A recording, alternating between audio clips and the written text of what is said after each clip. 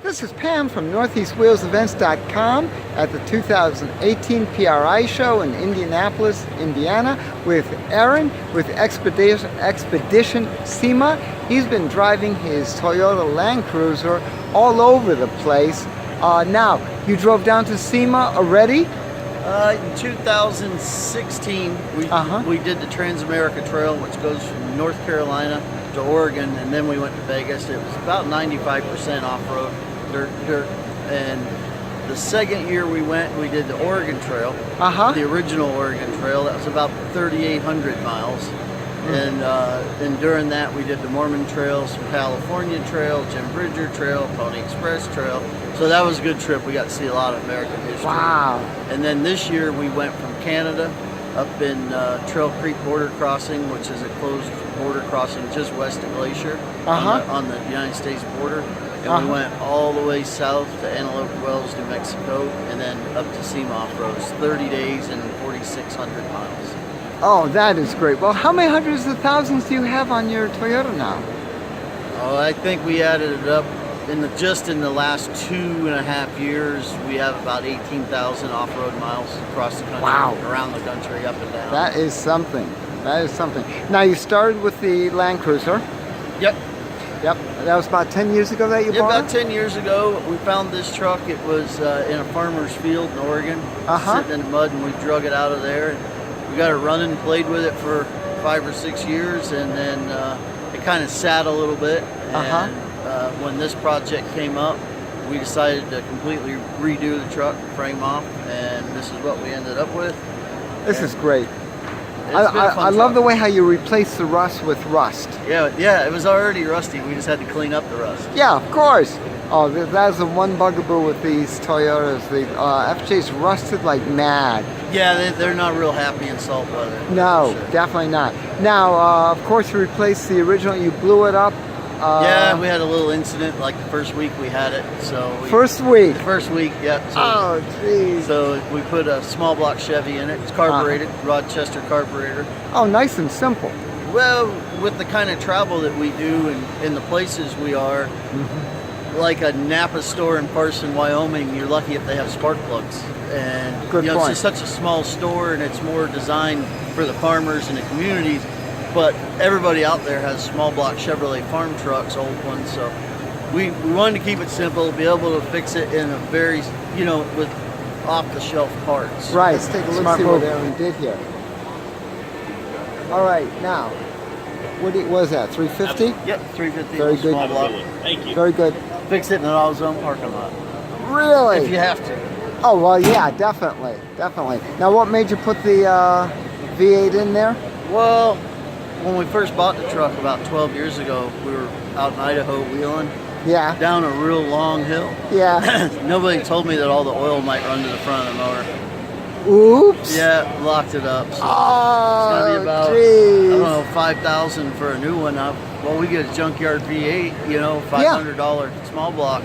Well, $7,000 after that, we finally got it running again. Well, yeah. I mean, it's like give a mouse a cookie. You can't just put a little 8 in there. You got to do a little bit. Yeah, it took a lot more than what we initially expected. But well, you put a cam in. Now, if you put a cam in, you got to put the induction. If you put the induction, it just adds up. Get your custom headers, and then of course you need the exhaust system. Don't forget the ignition. Wiring. Yeah, it added up quick. Yeah, give a mouse a cookie. It's crazy. It's crazy. Now, what for a transmission are you running? SM465 that was built by Gear FX driveline. It's all rim finished. Everything's polished on the inside. Cool. Basically bulletproof. Oh, that's great. And diff?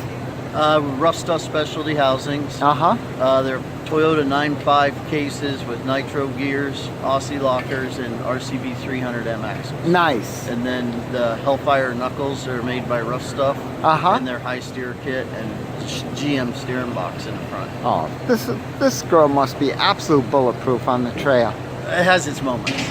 It's pretty good though. Okay. When it breaks, I've broken it. It's not the truck. Oh, okay. Cool. How did you break it? I hit a rock. Oops. Yeah. I swear the rock wasn't there. It jumped out in front of me. I didn't see it.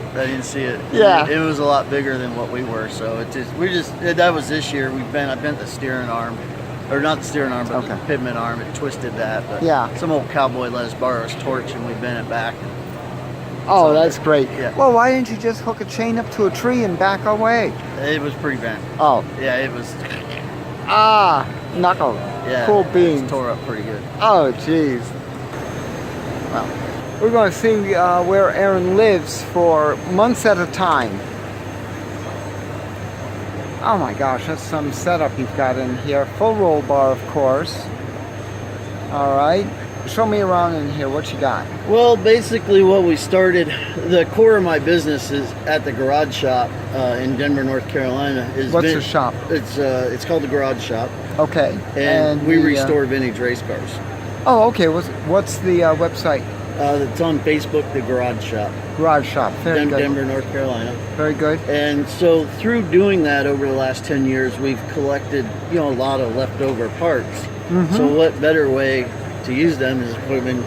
They're free. They're on the sale. They're free. But that's perfect. Right. They're free. So this dashboard is actually a DEI, Dale Earnhardt Incorporated dash out of one of the Budweiser number 8 cars. Everything is how it was pretty much. We rewired these switches over here, obviously, to fit our needs. Right. The brake pedals, AP brakes pedal system out of a Cup car. Dual master cylinders. Now it helps that you're in North Carolina. Yes, yeah. It does. Brake bias adjust so we can adjust the brakes front to rear, pressure front to rear on Excellent. the fly. Good. Master power switch, windshield wipers, air compressor, turn signal, master gauge reset for the electric gauges. Sometimes they do some weird things and you just hit the reset and they'll redo Oh, that's good.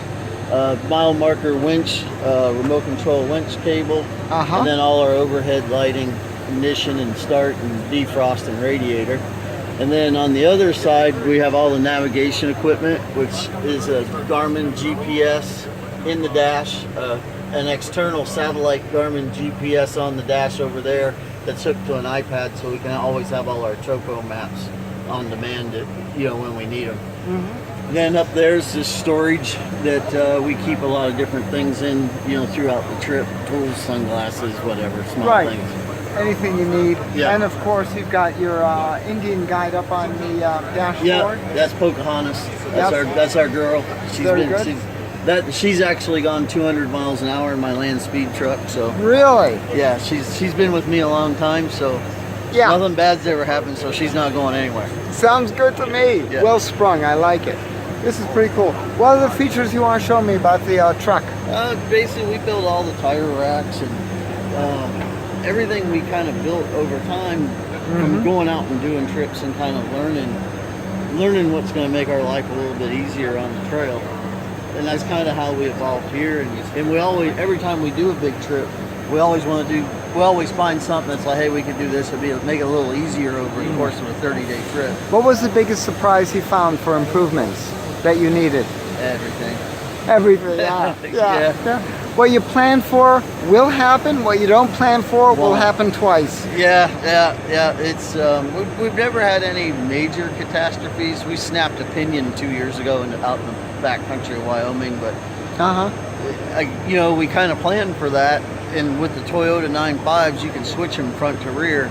So we just made some wooden jack stands and jacked it up, took the rear out, and then put the rear center section, broken one in the front, took the good one from the front and went on the back, and on we went. Off you went. Didn't have four-wheel drive anymore, but then we started using, we had to use the winch a few times. Yeah. Just because now if you break that one, you are done. Yeah. Now you are done. Oh, this is fantastic. So your next adventure is going to be? Alaska, Barrow, Alaska South. I think we're planning that for 2020. We're going to take a little break from the big off-road trips this year and plan. It's going to take quite a bit of planning for that trip. So we're going to start working on that, and in the meantime we're going to take a NASCAR stock car to Bonneville to see how fast we can go with that. Okay, now we can follow you on Facebook, what you said, and also you have a YouTube channel? No, not on YouTube. A friend of mine documented our whole last trip on Trailspin TV. That's on YouTube. Okay, again, that was? Trailspin TV. Trailspin TV. Watch and for then, folks. Also, Overland Bound has quite a few videos on the truck on there. Very good. On the trips. And, you know, our Instagram account is the Garage Shop SP.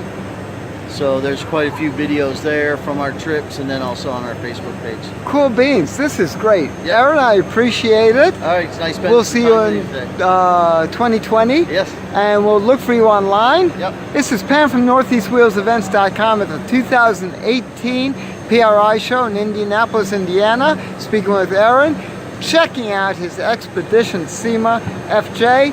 For more cool events like this, make sure you check NortheastWheelsEvents.com, SoutheastWheelsEvents.com, UKWheelsEvents.com, and while you're there, post and share your events. I'll see you at the shows and off-road.